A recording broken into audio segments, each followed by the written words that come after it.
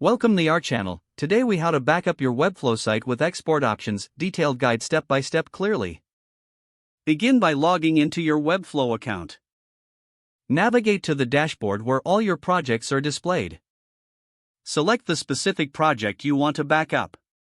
Once inside the project, click on the Settings tab located in the left sidebar. In the Settings menu, look for the Export option. Click on the Export tab to access the export settings. Review the options available for exporting your site. For a complete backup, choose the Export Code option. This will allow you to download the HTML, CSS, JavaScript, and image assets. Click on the Download button to start the export process. A zip file containing your site's code will be generated. Save this zip file to a secure location on your computer. To ensure you have the most recent backup, repeat this process regularly. Consider setting a reminder to export your site every month. For dynamic content, note that Webflow Export does not support CMS items. For CMS backups, manually copy content or take screenshots as necessary. After exporting, verify the contents by unzipping the file. Check that all files are present and complete. Store multiple backups to enhance your data security.